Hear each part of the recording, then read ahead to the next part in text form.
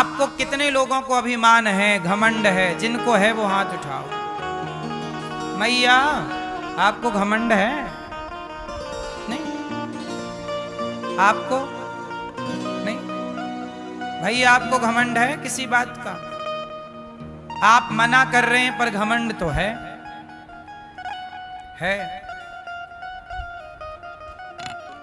चार पैसे आप कमा लो, आपके घर में गाड़ी आ जाए, घर भर बन जाए, फिर देखो आप ऐसे ऐसे चलते।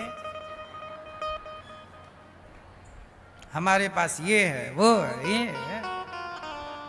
हमारी मैयाओं के पास हार आ जाए, फिर देखो हार हार। सबको मेरे पास ये, मेरे पास ये।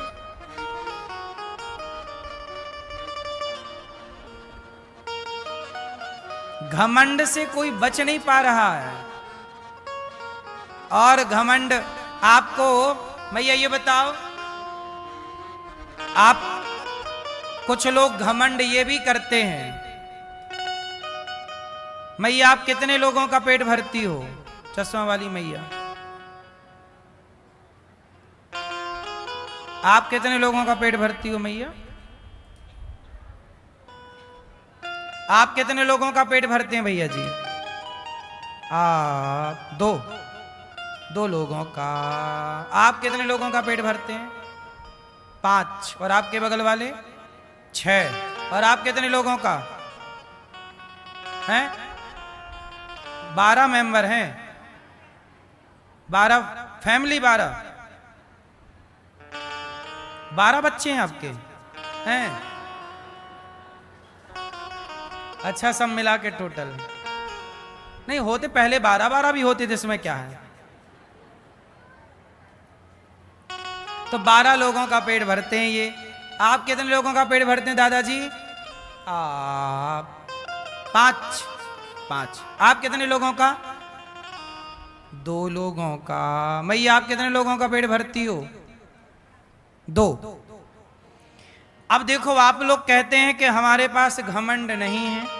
अरे ये भी तो एक घमंड है कि हम इतने लोगों का पेट भरते हैं।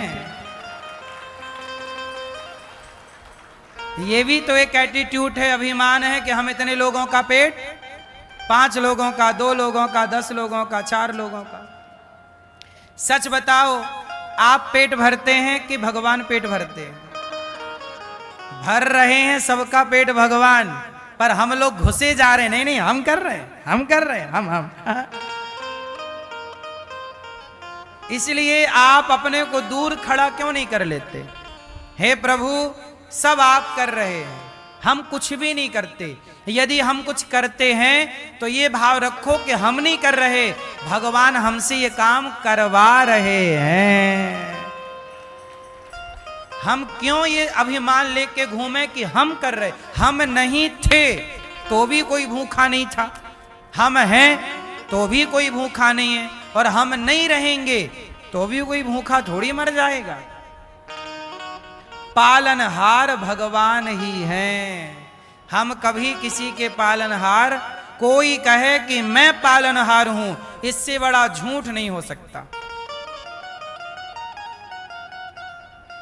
तो बताओ, आप लोग यदि ये भी अभिमान लिए बैठे हैं कि मैं इतने लोगों का पेट भरती हूं या भरता हूं, ये भी घमंड त्याग देना चाहिए। और यहां ये भाव रखना चाहिए, हम नहीं, भगवान कर रहे हैं।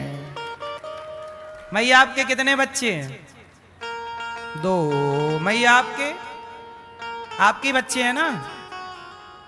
कंफर्म है? आपके कितने बच्चे हैं? 2। आपके? 5। आपके कितने बच्चे हैं? 3। आपके? 2। भैया आपके ही हैं? कंफर्म? देखो, यहां भी आप लोग गलती कर रहे हैं। आप कह रहे हैं मेरे बच्चे हैं। मैया तुम्हारी हैं? आंखें तुम ही तो लगाई थी अपने बेटे के, कान तुम ही लगाने गई थी, पांव तुम ही तो लेके गई थी जोड़ने। हाँ, आप लोगों ने अपने बेटे के दोनों पांव आप नहीं लगाया ना मैया ने? किसने बनाए? बच्चे के हाथ पांव किसने दिए? आंखें किसने दी? प्राण किसने रखे?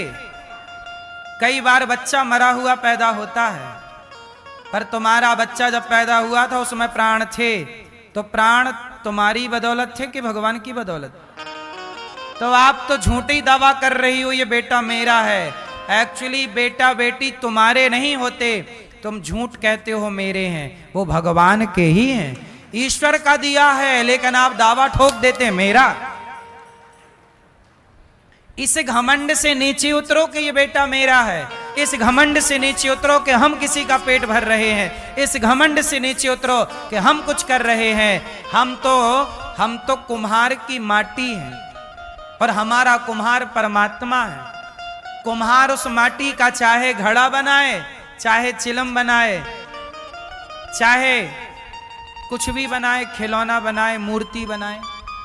माटी की मूर्ति बनाएगा तो मंदिर में बैठ के पूजेगी, माटी का चिलम बना देगा तो वो जलेगी जलाएगी। हम तो ईश्वर की हाथ की माटी हैं। परमात्मा तू जो बनाना चाहे तो बना दे। उसने जो बनाया हम बन गए, हम थोड़ी बन गए, हमें ईश्वर ने। अब आप कहो कि ये बेटा मेरा है, नहीं, आपका बेटा छोड़ो, बेटी छोड़ो।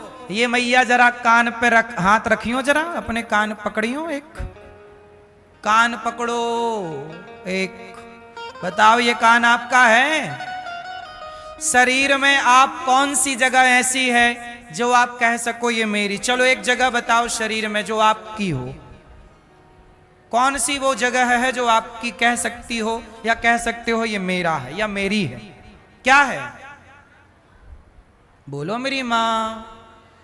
ये शरीर भी आपको यहीं छोड़ के जाना पड़ेगा। लोग ले जाएंगे, चिता पे रख के आग लगा देंगे, माटी बन जाएगा, राख बन जाएगा। 50 रुपया के घड़े में तुम्हारी राख जाएगी। लोग कहेंगे अस्थियां जा रही हैं। यही तुम्हारी और हमारी औकात है। ज्यादा बड़े बोल घमंड में ना रहो, हाँ या ना? तो मेरी मां, ये शरीर भी अपना नहीं है। यदि आपका शरीर था तो आंखों में कम दिखने लगा, रोका क्यों नहीं? अंधा होने से अपने को। कानों में कम सुनाई पड़ने लगा, रोका क्यों नहीं? कमजोर पड़ गया शरीर, बुढ़ापा आ गया, बाल पक गए। आपका शरीर था तो आपने बुढ़ा क्यों होने दिया? सदा जवान रहते। इसका मतलब शरीर पर भी आपका वश नहीं चल रहा है, आपका जोर। इसका मतलब ये शरीर आपका नहीं है। सच बताओ, शरीर आपका है? जब शरीर आपका नहीं है तो बेटा बेटी परिवार संसार आपका कैसे हो सकता है? ये झूठा जो घमंड लिए बैठे हो, उतरो सिंहासन से, इस घमंड की सिंहासन से। मेरा कुछ है, मेरा कुछ भी नहीं। ये उंगली भी मेरी नहीं, ये कुछ भी मेरा। ये रोम कहते ना, एक रोम भी मेरा नहीं है, ये रोम। बोलो हाँ। जब कुछ नहीं है तो आप झूठे ही जी रही हो। ये मेरा, आप तो ये मेरा, ये मेरा, ये मेरा, सब ले जाना बांध के। आपने कह दिया कि हमें तो घमंड है ही नहीं, जबकि देखो इतना सारा है। अपने को जीरो कर लीजिए, शून्य। बोले शून्य। शून्य भरा है कि खाली है? शून्य भरा है कि खाली है? जोर से। हाँ, जब खाली होगे, शून्यता की ओर जाओगे, तब भगवान की कृपा से भर जाओगे। खाली ही नहीं हो तो भरोगे कैसे? आपने ये मान लिया कि ये मेरा, ना, ये मेरा नहीं, ये मेरा। मेरे तो गिरधर गोपाल, दूसरों ना। भगवान आपके हैं। बेटा आपका नहीं है, बेटी आपकी नहीं है, शरीर आपका नहीं है, संसार आपका नहीं है, ये भगवान आपके। जो आपका है आप उसे अपना मानते नहीं, जो आपका है ही नहीं उसके पीछे भागते, आप रोते मरते रहते हैं। ये मेरा, ये मेरा, ये। हाँ,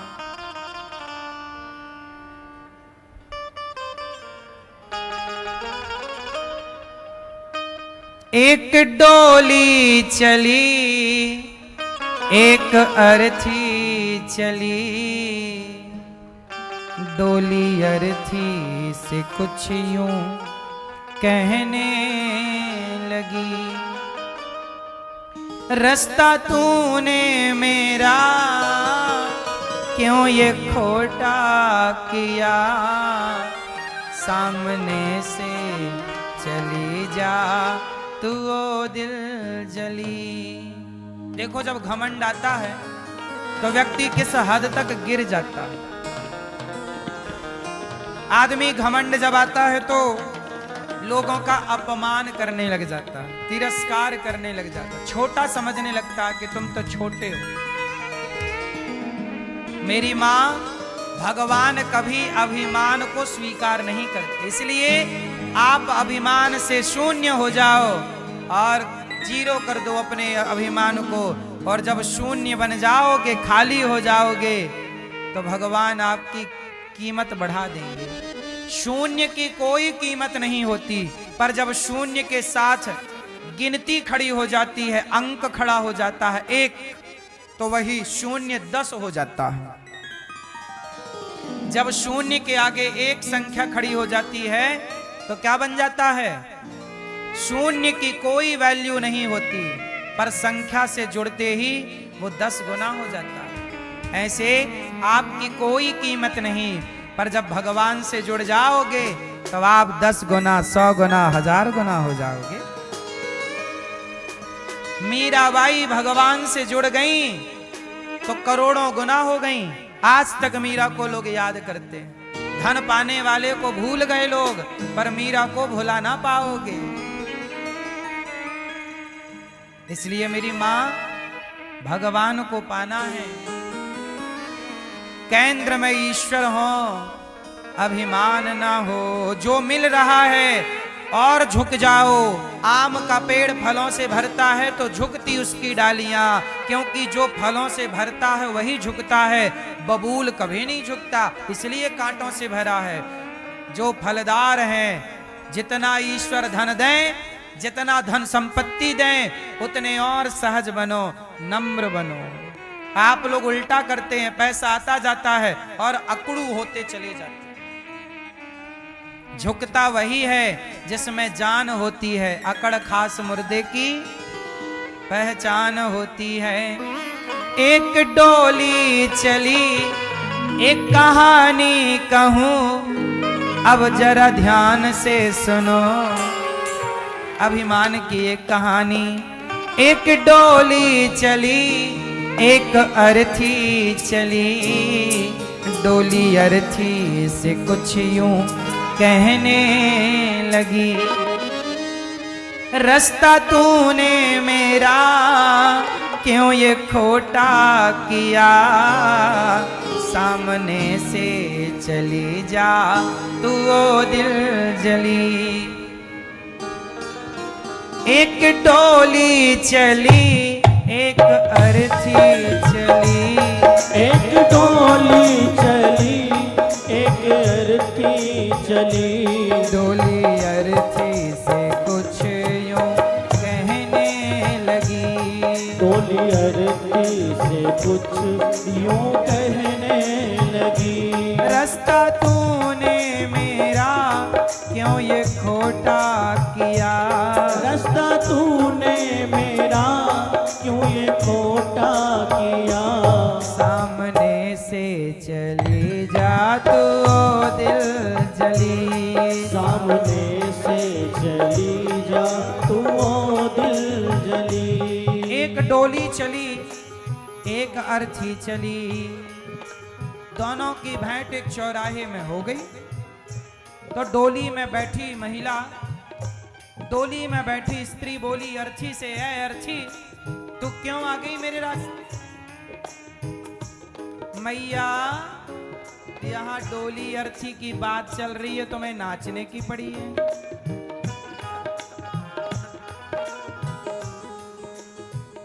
डोली बोली अर्थी हट जा मेरे रास्ते से।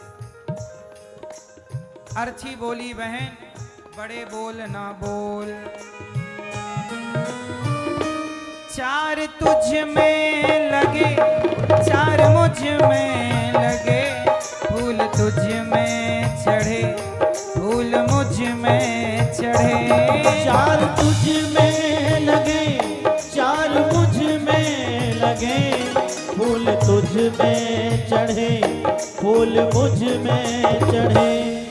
अर्थी ने कहा, अरे डोली, चार कंधों का सहारा तुझे है तो चार कंधों का सहारा मुझे। ज्यादा बड़े बोल ना बोल। अर्थी ने कहा, चार तुझ में लगे, चार मुझ में लगे, फूल तुझ में चढ़े, फूल मुझ में चढ़े। चार तुझ में लगे, चार मुझ में लगे, फूल तुझ में चढ़े, फूल मुझ में चढ़े। फर्क इतना है तुझ में और मुझ में सखी, फर्क इतना है तुझ में और मुझ में सखी। अब बैठ जाओ मेरी माँ।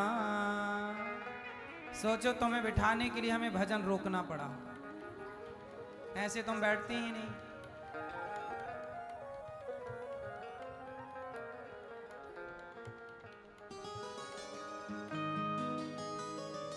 सुनो, डोली और अर्ची की भेंट हुई तो डोली ने कहा, बहन हट जा। अर्ची ने कहा, फर्क इतना है तुझ में और मुझ में सखी, तू विदा हो चली मैं अलविदा हो चली, तू विदा हो चली मैं अलविदा हो चली। तू विदा होकर जा रही है और मैं अलविदा। अर्ची बोली, बहन मांग तेरी भरी, मांग मेरी भरी, चूड़ी तेरी हरी, चूड़ी मेरी हरी। मांग तेरी भरी, मांग मेरी भरी, चूड़ी तेरी हरी, चूड़ी मेरी हरी। अच्छा ये बताओ, सुहागन स्त्री जब मरती है तो 16 श्रृंगार उसका भी होता है, तो इसलिए डोली और अर्ची का जो संवाद है, बात है, डोली अभिमानवश कह रही है कि तू चली जा मेरे रास्ते से। अर्ची ने कहा, बहन जैसे आज तू डोली पर बैठकर जा रही है, मैं भी कभी डोली पर बैठकर गई, लेकिन आज मैं अर्थी पर जा रही हूं, तुझे भी एक दिन अर्थी पर चलना पड़ेगा। इसलिए बहन किसी पद का, किसी प्रतिष्ठा का घमंड ना करना, क्योंकि सदा के लिए ना पद है ना प्रतिष्ठा, ना तेरी डोली सदा रहेगी, ना तेरा जीवन सदा रहेगा। अर्थी बोली, मांग तेरी भरी, मांग मेरी भरी, चूड़ी तेरी हरी, चूड़ी मेरी हरी। मांग तेरी भरी, मांग मेरी भरी, चूड़ी तेरी हरी, चूड़ी मेरी हरी। फर्क इतना है तुझ में और मुझ में सखी, फर्क इतना है तुझ में और मुझ में सखी। तू जहाँ मैं चली, मैं जहाँ से चली, तू जहाँ मैं चली, मैं जहाँ से चली। तू घर बसाने चली, मैं घर बसा के चली, तू घर बसाने चली, मैं घर बसा के चली। तू जहाँ मैं चली, मैं जहाँ से चली। अर्ची ने कहा, डोली बड़े बोल ना बोल, अर्थी को समझ, डोली को समझ में आ गया और दोनों अपने अपने रास्ते चले गए। आपको बस ये बताना है कि किसी भी चीज का घमंड ना करो। पैसे मिल जाएं तो घमंड करने के लिए नहीं, समाज की सेवा करने के लिए मिल, हम किसी के काम आ जाएं बस। ज्यादा पैसा कमाया करो इसलिए कि आप शायद उस पैसे से किसी के काम आ जाओ, किसी की भूख मिटाने के काम आप आ सकते हैं, किसी बेटी का ब्याह आप करा सकते हैं, किसी का इलाज आप करवा सकते हैं, तो आप काम तो आ ही सकते हो ना किसी के। आप किसी बेसहारा माँ का सहारा बनने के काम आ जाओ, किसी बच्चे को पढ़ाने लिखाने के काम आ जाओ। पैसा होगा तो आप काम बहुत आ सकते हैं, पैसा नहीं होगा तो केवल शारीरिक सहयोग आप कर सकते हैं। तो शारीरिक सहयोग करिए, वो भी सेवा है, ठीक बात है। पर यदि आपके पास पैसा होगा तो आप किसी को रोटी दे सकते हैं। इसलिए भगवान करे आपके पास खूब पैसा हो। अच्छे लोगों के पास पैसा होगा ना तो वो अच्छा काम करेंगे, और बुरे लोगों के पास पैसा आ जाएगा वो गलत काम करने लग जाएंगे।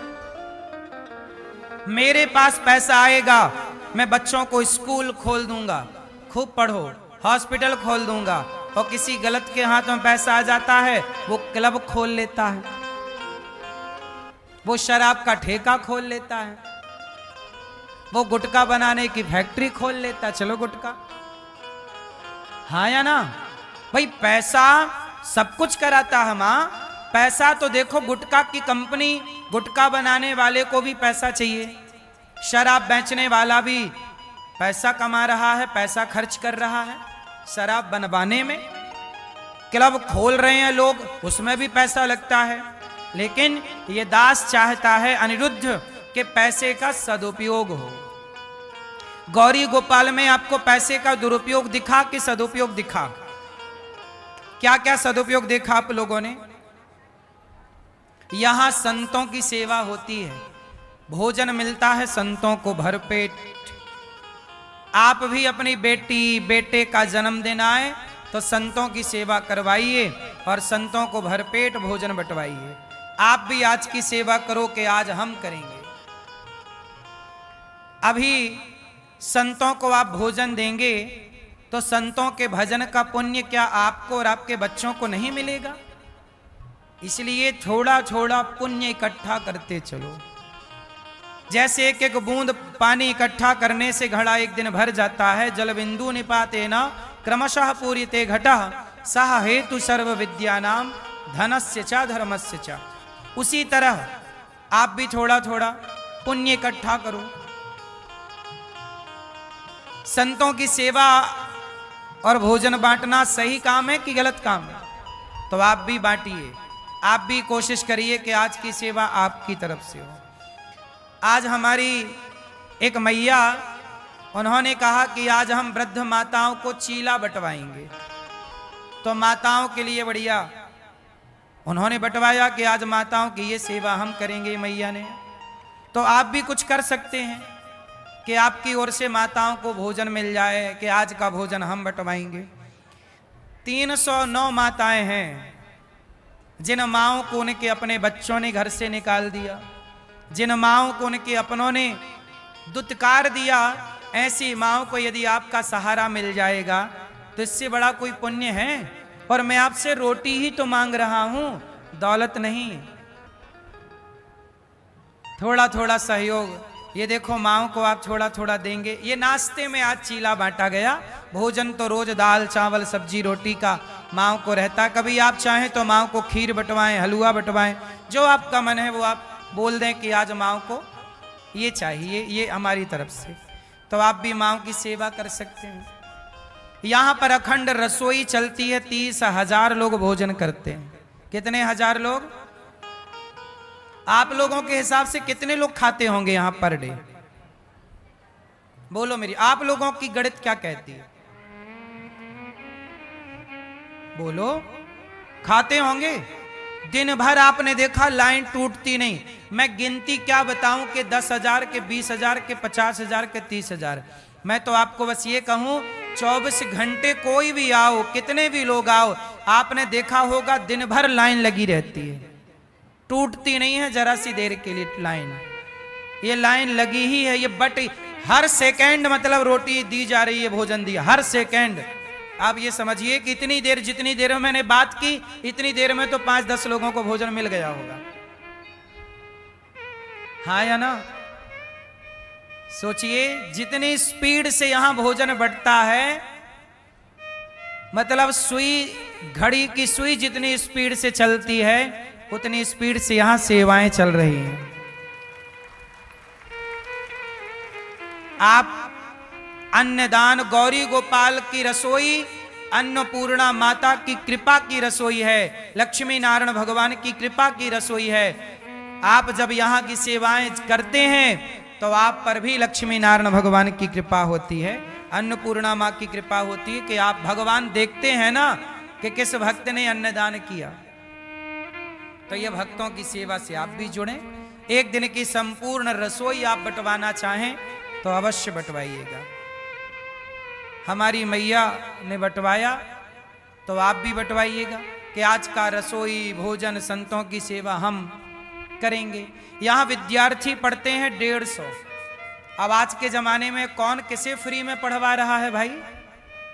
लेकिन गौरी गोपाल में ये दास अनिरुद्ध आप लोगों से भिक्षा मांग मांग कर 150 बच्चों का रहना, खाना, पढ़ना, लिखना फ्री।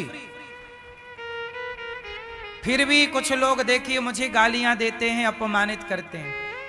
तो सेवा करने के बावजूद भी, दुनिया के अपमान को सहकर भी, चुप रहकर भी ये दास काम करता है। आप सबका सहयोग और आशीर्वाद है।